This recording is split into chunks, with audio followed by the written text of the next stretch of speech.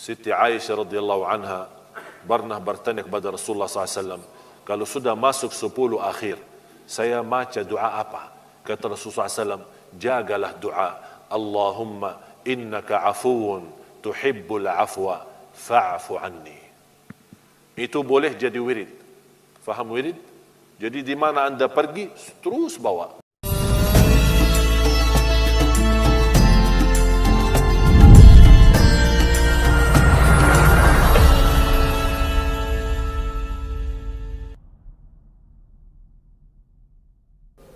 Alhamdulillahi Rabbil Alamin, wa ashhadu an la ilaha illallah wahdahu la sharika lah waliyus salihin, wa ashhadu anna sayyidana wa nabiyyana Muhammadan abdullahi wa rasuluhu as-sadiqul amin. Allahumma salli wa sallim wa barik ala sayyidina Muhammad wa ala alihi wa sahbihi wa man tabi'ahum bi ihsanin ila yaumiddin.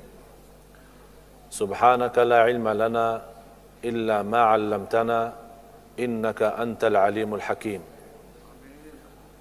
Alhamdulillah wa syukrillah, kita setiap saat, setiap waktu senantiasa mendapatkan nikmat dari Allah Subhanahu wa taala. Tapi ada satu nikmat yang perlu dan wajib kita sadari, wajib kita syukuri, wajib kita manfaatkan supaya kita tidak menjadi orang yang mengkufur nikmat, bukan mensyukur nikmat. Nikmat itu adalah nikmat umur. Sampai saat ini kita masih sama-sama menikmati bulan Ramadan. Ini salah satu nikmat yang banyak manusia yang ingin. Di antara yang ingin menikmati Ramadan adalah keluarga kita yang telah meninggal duluan. Kalau kita pergi ke kuburan dan kita boleh bercakap-cakap sama orang yang telah meninggal dunia, dan kita bertanya sama mereka apa yang mereka masih harapkan sesudah masuk di alam kubur, tidak ada di antara mereka yang ingin keluar dari kubur kembali ke dunia untuk menambah jabatan. Tidak ada di antara mereka yang minta keluar dari kubur kembali ke dunia untuk menambah kekayaan. Tidak ada di antara mereka yang ingin keluar dari kubur dan kembali ke dunia untuk menambah keturunan. Satu saja harapannya, ingin kembali ke dunia untuk menambah amal salih. Yang salih minta nambah amal salih, yang fasik, dosa, maksiat, ingin kembali lagi ke dunia supaya bisa dan boleh buka halaman baru sama Allah dengan taubatan nasuha dan berjuang untuk mengisi amal-amal salihnya. Oleh karena itu jamaah sekalian, inilah kesempatan dan saatnya kita isi amal salih sebelum nanti tidak ada kesempatan lagi. Jangan sampai kita masuk nanti di alam kubur dan masih kita ingin kembali ke dunia untuk menambah amal salih. Inilah saatnya untuk menambah amal salih. Kita masih sama-sama menikmati bulan Ramadan, apalagi sebentar lagi masuknya 10 malam terakhir. 10 malam terakhir, setiap malam Allah Subhanahu wa ta'ala membebaskan hamba-hambanya dari neraka Jahannam. Mudah-mudahan jamaah sekalian termasuk orang yang dibebaskan dari neraka Jahannam. Ini nikmat besar. Kita masih boleh jumpa Ramadan. Baru saja kemarin, malam pertama di seluruh dunia meriputkan isbatnya. apakah hari pertama Jumat atau hari pertama Sabtu. Tapi sekarang sudah habis. Sebentar lagi 10 malam. Kita tidur, belum nyaman, sudah hari Lebaran. Bahagia anda sekalian kalau boleh mendapatkan kemuliaan, mendapatkan keridhaan, mendapatkan surga, bebas dari neraka, dan mendapatkan segala ampunan dari Allah Subhanahu wa taala di bulan Ramadan, apalagi di sisa-sisa bulan Ramadan. Rugi seorang, buruk seorang, bangkrut seorang yang mendapatkan kesempatan macam ini tapi dia sia-sia. Rasulullah sallallahu alaihi wasallam idza dakhalatil 'ashr shadda mi'zarah wa ayqadha ahlah wa ahya laylah. Rasulullah sallallahu alaihi wasallam kalau sudah masuknya 10 malam akhir mengikatkan, kalau boleh berkata sarungnya. Maksudnya apa? Bukan ikat-ikat, melipat bajunya.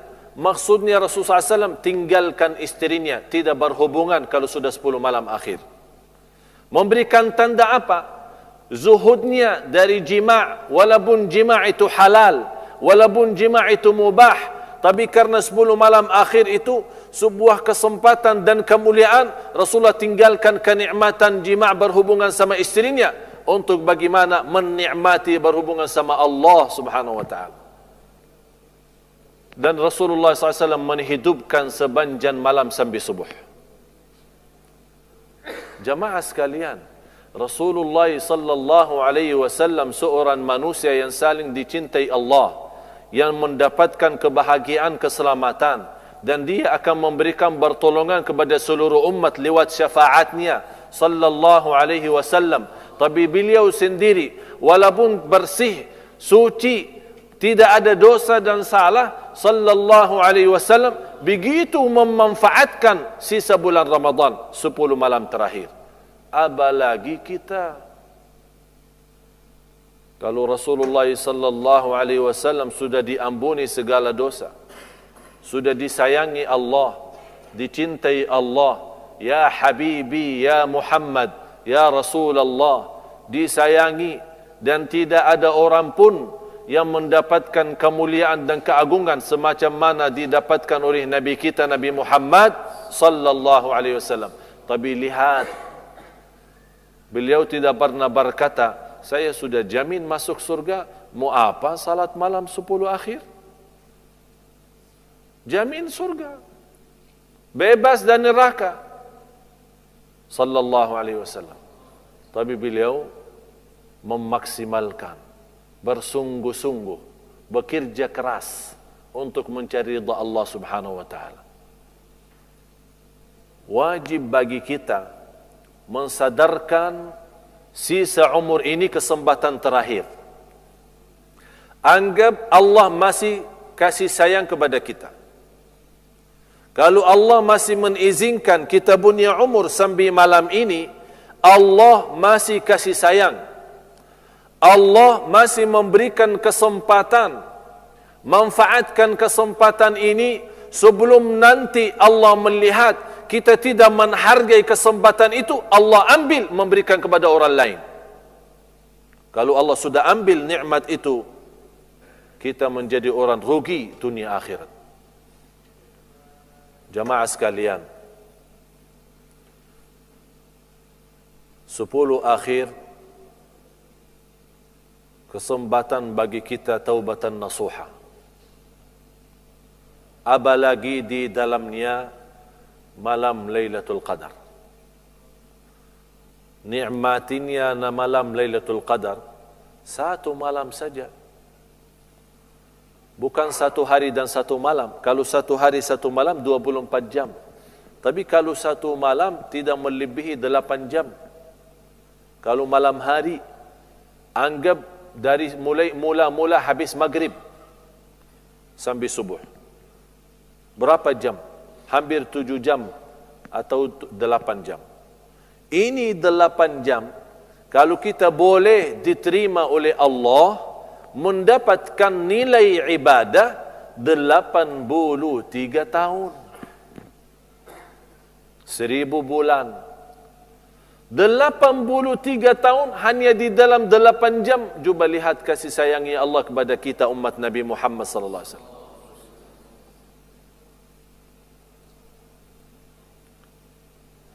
Menurut saya, orang yang mendapatkan karunia macam ini, tapi dia berjumpa bulan Ramadan, berjumpa 10 malam akhir, berjumpa malam Lailatul Qadar, tapi tidak mendapatkan nilai ibadah 83 tahun, orang itu miskin. Miskin dunia, miskin akhirat. Orang itu gila. Faham gila? Mas, macam ini kesempatan mas.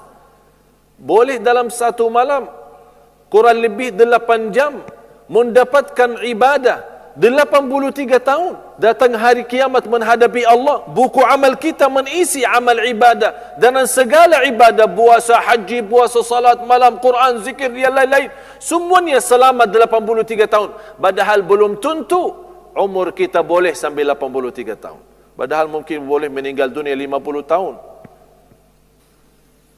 Masa kesempatan mas macam itu, dia tidak menggunakan. Kalau kesempatan dunia, dia berkajar-kajaran, bekerja keras, berusaha. Ini berkesempatan sama Allah yang maha segala-galanya, Allah yang maha raja, Allah yang maha kaya, Allah yang menghidupkan, Allah yang mematikan, Allah yang memberikan segala keperluan. Kalau semua manusia berkumpul di satu tempat, manusia dan jin, meminta masing-masing kepada Allah hajatnya, akan Allah turunkan hajatnya masing-masing, tidak akan mengurangi dari kekayaan Allah sedikit pun. Terbayang air laut? Luas ya? Kalau kita masukin satu jari di dalam air laut, terus ambil lagi, kira-kira berapa kurang air laut? Ada yang kurang? Hah? Mati ikan karena air laut sudah habis? Tidak kan? Tidak ada arti. Tidak ada arti. Ini hanya satu jari. Apa yang boleh ambil? Bukan hanya laut, gelas air. Kalau kita masukin dalam, terus ambil. Berapa kurang? Tidak ada. Apalagi air laut. Itulah kekayaan Allah. Kalau semua manusia dan jin minta hajat sama Allah, Allah berikan kepada mereka satu bersatu, tidak akan mengurangi sedikit pun, hanya sebatas jari masuk air laut, kemudian ambil. Itulah kekuasaan, itulah kekayaan Allah subhanahu wa ta'ala. Tapi saya heran manusia. Inilah Allah manggil kita, Allah yang menawarkan, Allah yang mengundang, Allah jemput, tapi kita tidak terima. Kalau manusia jemput, kita terima. Allah jemput, kita tidak terima. Seolah kita perlu sama manusia, bukan perlu sama Allah. Itulah sifatnya manusia sombong. Oleh karena itu Allah berfirman, innahu kana zaluman jahula. Karena manusia membawa amanat, sungguh manusia amat zalim, amat bodoh. Kata siapa? Allah. Manusia sangat zalim dan sangat bodoh. Memang manusia sangat zalim terhadap dirinya. Dia tidak tahu mana yang terbaik dunia akhirat. Dan amat bodoh, dia tidak berusaha mencari ridha Allah, apalagi dalam kesempatan macam ini, Ramadan dan 10 akhir Ramadan.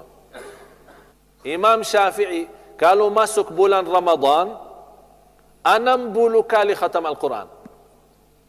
Coba tunjukkan kepada saya siapa sekarang ikuti mazhab Syafi'i khatam 60 kali. Berat.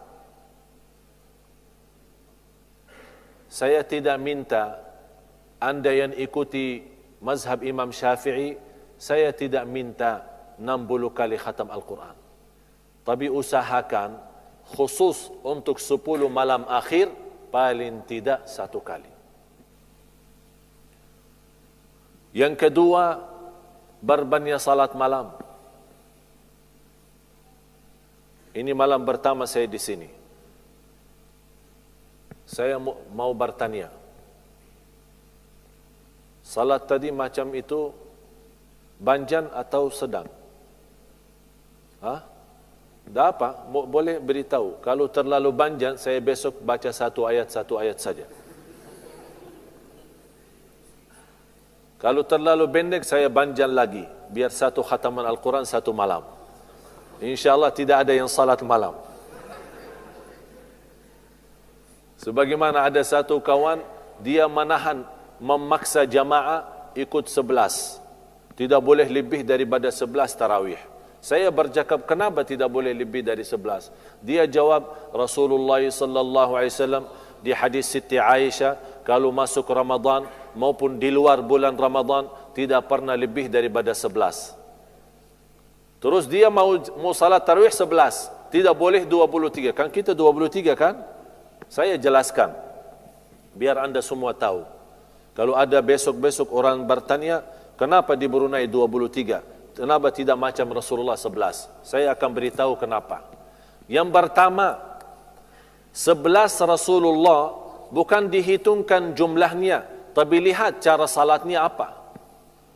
1 rakaat 700 ayat, Al-Baqarah, Ali Imran, An-Nisa. Al-Baqarah 286, Ali Imran 200, An-Nisa 176. InsyaAllah kalau kita mau 11 sesuai Rasulullah, baca juga, jangan jumlah saja 11 tapi cara tidak sesuai. Kalau kita mau ikuti Rasulullah 100%, laksanakan 11 dengan bacaan banjan, InsyaAllah tidak ada makmum di belakang kita. Ya, siapa yang mampu? Cuba kalau kita sekarang salat, minta imam kita salat 11, 1 rakaat 700, siapa yang boleh ikut? Semua pulang. Oleh karena itu, Imam Syafi'i rahimahullah, ini pemahaman yang sangat penting kita hargai.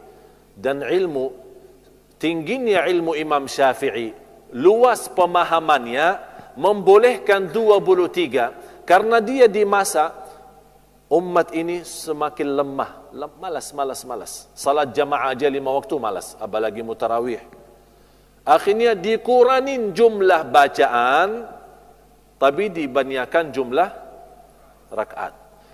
Dan sebagian ulama sudah menjelaskan, berlaku ini memang sudah ada di zaman Rasulullah SAW. Sebagian sahabat, malah ada seorang datang kepada Rasulullah, ya Rasulullah, bagaimana salat malam? Kata Rasulullah, 2 rakaat sambil mendekati subuh. Kalau kamu takut masuknya subuh, tutup dengan witir. Artinya di sini tidak ada batas. Kalau Rasulullah memerintahkan, orang datang bertanya, bagaimana cara salat malam? Kalau Rasulullah memang tidak boleh lebih daripada 11, kan langsung, tidak boleh lebih daripada 11. Tapi Rasulullah memberitahu, 2 sampai subuh. Kalau kamu takut masuknya subuh, segera tutup dengan witir. Ini tanda apa? Jumlah salat malam bebas. Oleh karena itu jamaah sekalian, salat malam sangat berguna, bermanfaat. Kata Imam Al-Hasan Al-Basri rahimahullah, barang siapa yang ingin cahaya kalbu, cahaya muka, jaga salat malam. Menurut saya, tidak ada orang yang suka salat malam rutin, istiqamah, menghadapi kesusahan. Tidak ada. Kalau ada salat malam, ada susah, dia mutar sama, pusing. Datang susah, ini orang salat malam, dia tidak dapat kena. Diselamatkan dari segala susah dan sulit. Ini kesempatan bagi hajat kita. Segala hajat kita boleh kita tumbahkan di hadapan Allah malam hari. Dan terpilih ibadah malam hari. Kenapa sangat mulia malam hari?